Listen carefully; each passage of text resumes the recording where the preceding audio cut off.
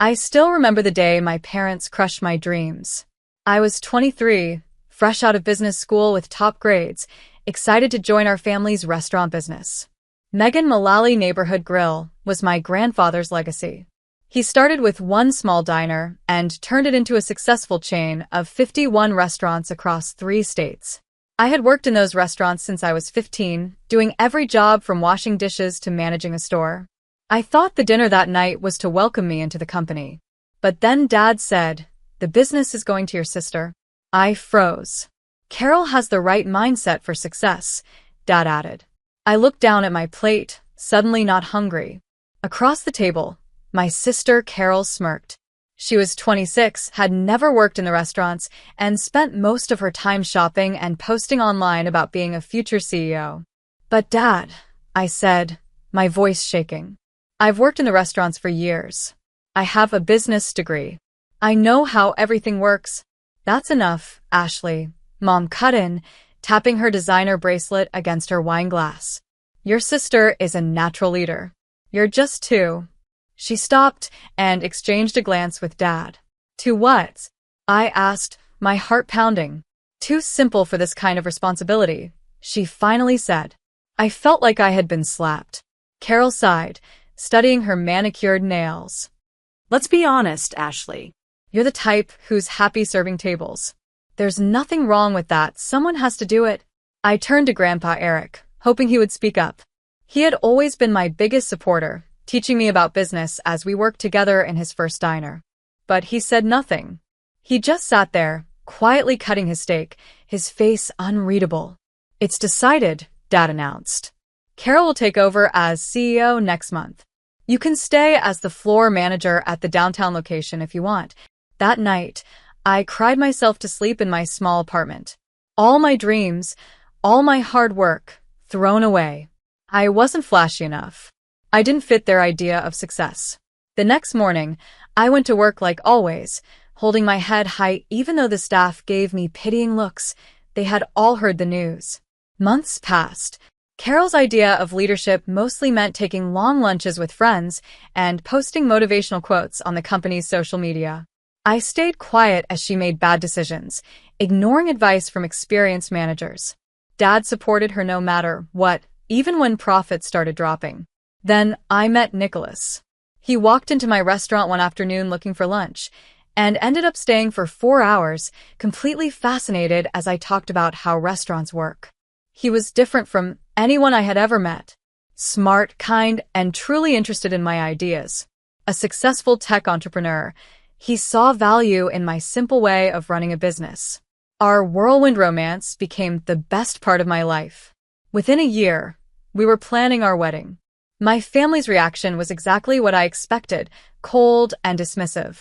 "At least she found someone," Mom said when we announced our engagement. "Maybe now she'll stop working altogether." "Not likely," Carol laughed. "Ashley loves being a servant." Nicholas squeezed my hand under the table. His touch said what words couldn't. "They don't see your worth, but I do." We planned a small wedding, nothing like the over-the-top event Carol had thrown the year before when she married a politician's son. My parents gave just enough money so they wouldn't look bad in front of their rich friends. The morning of my wedding was bright and clear. I was in the bridal suite when a courier arrived with a letter. The envelope was thick, expensive paper. On the front, written in familiar handwriting, were the words, "To be delivered to Ashley Graham on her wedding day." My hands shook as I opened it. It was from Grandpa Eric. He had passed away 4 months ago, shortly after Carol took over as CEO. His death was sudden, a heart attack in his sleep. The family had been shocked when they found no will, just instructions that all his assets would be handled by his lawyers. I took a deep breath and started reading. "My dearest Ashley, if you're reading this, 2 things have happened. By the time you read this, I will no longer be here. And today, you are marrying the man you love. I wish more than anything that I could be there to walk you down the aisle, to see you in your beautiful dress, and to tell you in person how proud I am of you. But since I can't, I hope this letter will be my final gift to you." Tears blurred my vision as I continued reading.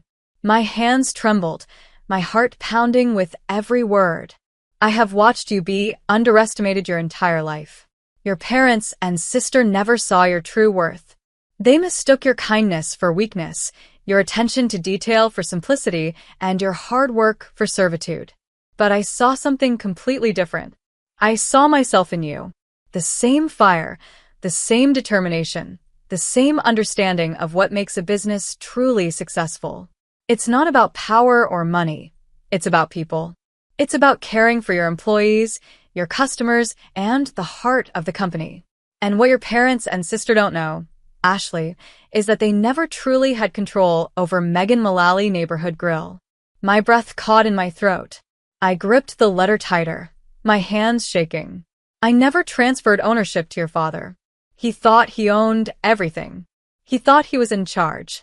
But in reality, he was only ever managing the operations. I was still the true owner. I controlled everything through a holding company called Big Bear Motorsports and Equipment. My mind raced. Big Bear Motorsports and Equipment. I had seen that name before. On company paperwork, in legal documents, in small mentions over the years. But I had never thought much about it. Today, on your wedding day, ownership of Big Bear Motorsports and Equipment transfers to you. A gasp escaped my lips. I could hardly breathe. Ashley, you are now the majority owner of Megan Mullally Neighborhood Grill. The lawyers have already finalized the paperwork. As of today, your father, mother, and sister are no longer in charge. They were never truly owners. They were employees. And now they work for you. I had to sit down.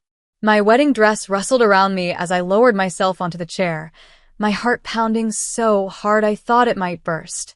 There was more. I never wanted to see them crush your spirit, but I needed to be sure you were ready.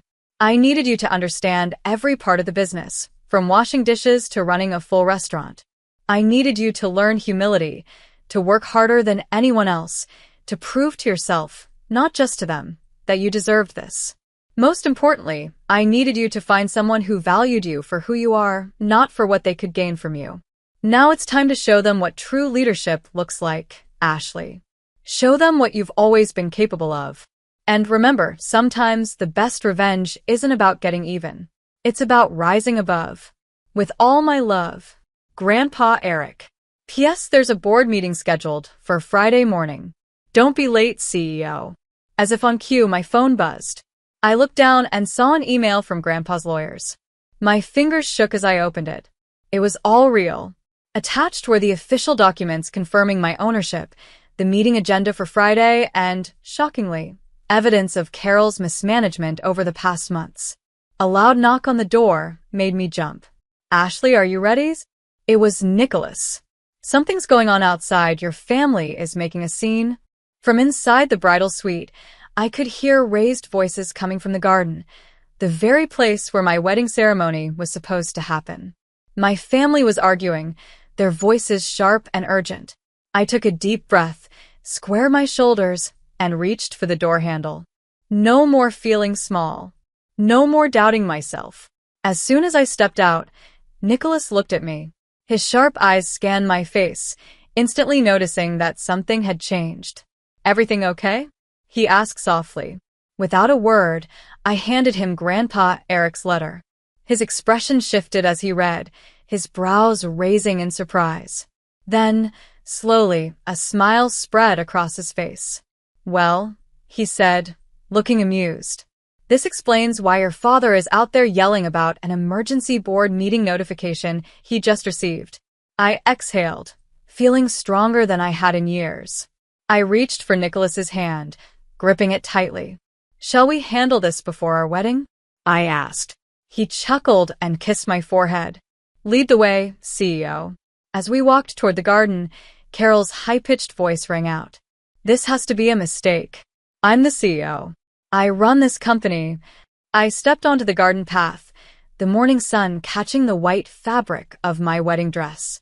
The guests, already seated for the ceremony, turned their heads toward the commotion. The entire scene had fallen silent, except for my family. Dad stood there, his face red with anger, gripping his phone so tightly his knuckles were white. Mom kept smoothing her expensive dress, her nervous habit whenever she was uncomfortable. And Carol, she stood slightly apart, her perfectly made-up face twisted in disbelief. Her gaze locked onto me, and her voice rose into a sharp, demanding tone. "What is going on?" she snapped.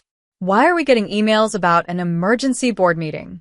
And her voice suddenly cracked into a shriek. "Why does it list you as CEO?" I looked at them, really looked at them. The people who had spent years making me feel small, as if I were nothing more than an employee in the company I had worked so hard to understand and improve. But now I didn't feel small at all. I raised Grandpa's letter and held it in plain view. "Because that's exactly what I am," I said, my voice calm but strong. "Would you like to read what Grandpa Eric had to say?" Dad snatched the letter from my hands, his eyes scanning the words quickly. Mom and Carol leaned over his shoulder, their faces growing paler with every line they read. The wedding guests sat in stunned silence, watching the drama unfold. Dad's hand trembled as he gripped the paper. His lips parted, but no words came out at first. Finally, he whispered, This is impossible." But I could see it in his eyes. He knew it was real. He knew that all this time, Big Bear Motorsports and Equipment had controlled everything. And now it was mine. All this time, they thought they were in charge. But they were just employees. And now, they worked for me. I took a deep breath and looked my father in the eye. "I've confirmed everything. You were never the owner, Dad. You were just an employee, a manager, just like me." Carol let out a furious gasp before lunging toward me, jabbing a manicured finger at my chest. "You planned this," she accused, her voice shaking with rage. "You tricked Grandpa somehow. There's no way he would have done this." Before I could respond, Nicholas stepped in, his voice calm but commanding. "Carol," he said, his sharp gaze locking onto her. "Your grandfather was one of the smartest businessmen in 3 states. Are you saying he was easily fooled? Or are you suggesting that he didn't know exactly what he was doing?" Carol's mouth opened, but no words came out. She wasn't used to being challenged, and Nicholas's logic left her with no argument. Still, her eyes blazed with fury, her body trembling with frustration. I straightened my shoulders, standing taller than I ever had in front of my family. "The board meeting is scheduled for Friday at 8 a.m., I announced, my voice steady and strong. "I expect everyone to be there." Then, turning to the guests, I let a slow, confident smile spread across my face. "But right now, I have a wedding to attend." Carol's face twisted with disbelief. "You can't do this to me," she suddenly shrieked. "I'm the CEO. I have contracts. I have commitments." I met her glare with complete calm. "All of which will be reviewed on Friday," I said smoothly. "Now, you can either stay for the wedding as my family, or you can leave. It's your choice." They left, of course. Mom paused just long enough to throw one last parting shot over her shoulder. "You'll regret this, Ashley. You're not ready for this responsibility." I watched them walk away, expecting to feel hurt. But instead, I felt something else entirely. Peace. Nicholas squeezed my hand, and together, we walked down the aisle. The wedding was smaller than planned, but somehow, it felt more perfect. For all the chaos and drama, our guests couldn't stop whispering about what they had just witnessed. And I couldn't stop smiling. Friday morning. The sun was bright as I stepped into Megan Mullally Neighborhood Grill headquarters. I wasn't wearing designer labels like Carol always did. No expensive heels, no flashy jewelry. Just a professional, practical outfit, the kind I had always worn as a manager. As I approached the executive elevator, the security guard, who had seen me countless times before, did a double take. Then, realizing who I now was, he scrambled to open the door for me. I walked in, head held high. When I stepped into the boardroom at exactly 8 a.m., it was already full. Dad sat in the CEO's chair, as if nothing had changed. Carol sat beside him, arms crossed, her expression cold and distant. They were both pretending that the weekend hadn't happened. The board members, mostly Grandpa's old friends, watched me with quiet interest. They had known me since I was a child, had seen me working in the restaurants for years. Now they were waiting to see what I would do. I stepped forward, my voice calm and unwavering. "You're in my seat, Dad." He stiffened. "Ashley, be reasonable." Before he could finish, Mr. Nathan, Grandpa's oldest friend and a respected board member, stood up. He turned to my father, his voice firm and unwavering. "Jerry," he said, "it's time to step aside." Mr. Nathan, Grandpa Eric's oldest friend, cleared his throat and stood. His voice carried the weight of experience and authority. "I believe you'll find that your daughter is correct," he said, looking directly at my father. "We've all reviewed the documentation. Big Bear Motorsports and Equipment has always held the majority ownership of Megan Mullally Neighborhood Grill. And as of Monday, Ashley is its sole owner." He paused, letting the words settle before adding, "She's our CEO now." Silence filled the room. My father's face darkened, his hands clenching into fists on the table. Carol let out a loud scoff, shaking her head in disbelief. The next hour passed in a blur of legal paperwork and signatures. Carol didn't last long. Halfway through the process, when it became clear that she no longer had any power, she shot to her feet, her chair scraping loudly against the floor. "This is a joke," she spat. "You can't do this." I met her furious glare with complete calm. "Actually, I already have." Then, in front of everyone, I rescinded her executive access, revoked her company credit card, and removed her from the payroll. Her face turned red with rage. Without another word, she stormed out, her heels clicking angrily against the tile floor. Dad stayed. He sat through every document, his face growing grimmer with each one, as he realized just how completely he had misunderstood his position in the company. He had never been the owner. He had only been a manager.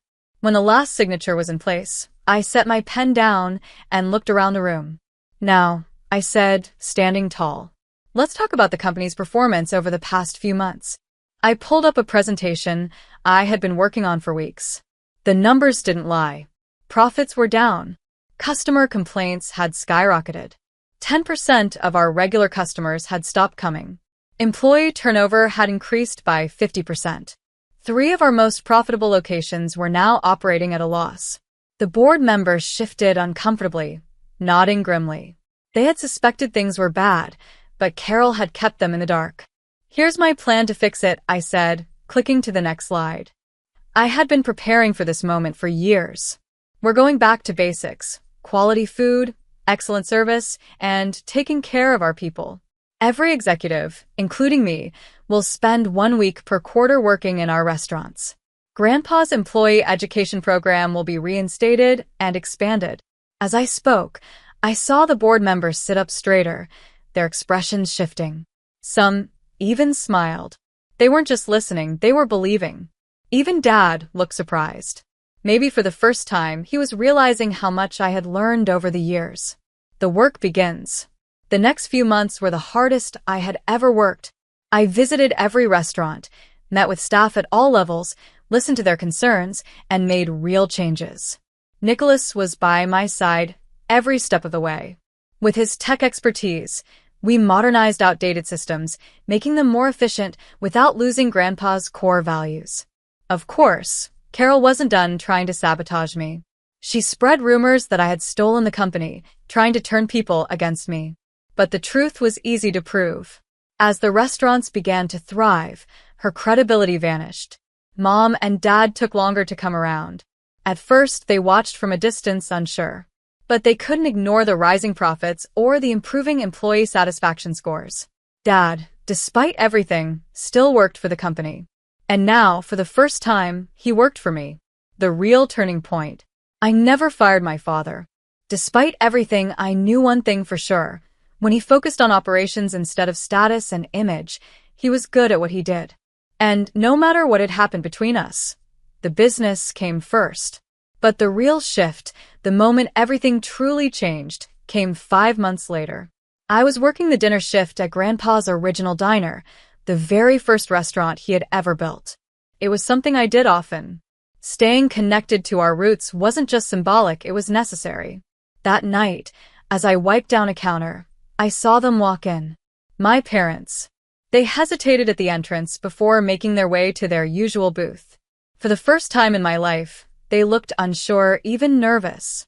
I grabbed 2 menus and walked over, standing tall. "Welcome to Eric's," I said, keeping my voice professional. Today's special is Grandpa's famous meatloaf. Mom opened her mouth like she wanted to say something, but then she stopped. Instead, her eyes drifted around the restaurant. Every table was full. The hum of conversation filled the air. The kitchen staff moved efficiently, their faces genuinely happy. The servers greeted customers with warmth. There was a buzz of satisfaction, the kind of energy you can't fake. Mom let out a slow breath. The place looks good. I met her eyes. It is good, I said simply. All of our locations are. Profits are up 30% from last year. Staff turnover is the lowest it's ever been. And we're opening 3 new restaurants next month. Dad cleared his throat. His usual confidence was gone. For a long moment, he just looked at me.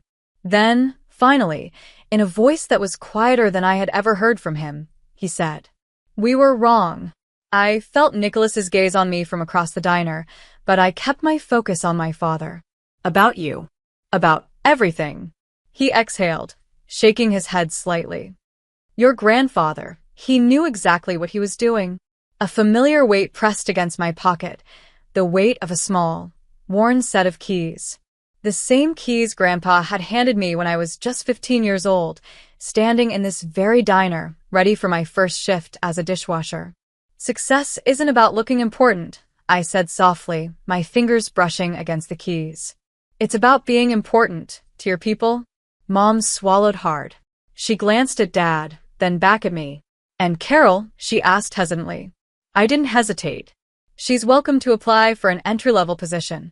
I met her gaze evenly. Same as anyone else.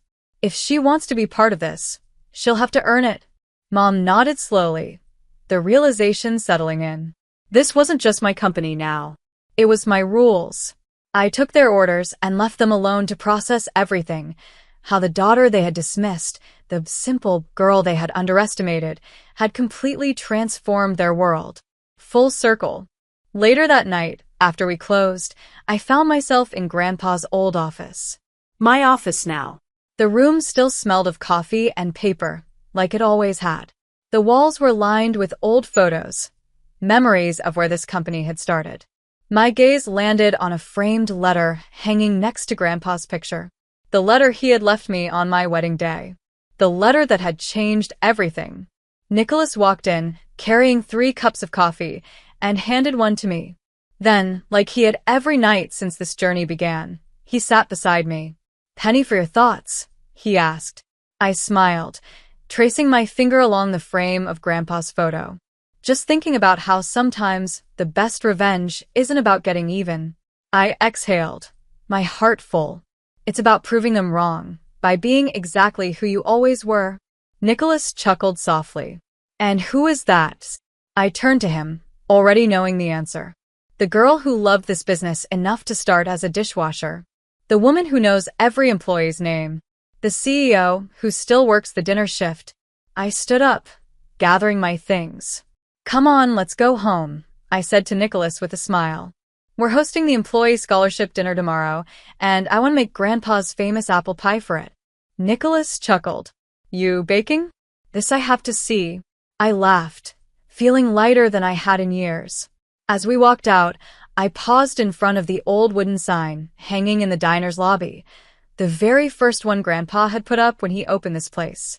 Megan Mullally Neighborhood Grill, where everyone is family. For so long, those words had felt like just a saying, something nice to tell customers. But now? Now they were finally true. An unexpected visitor. The next morning, I arrived at the restaurant early, ready to prepare for the big event.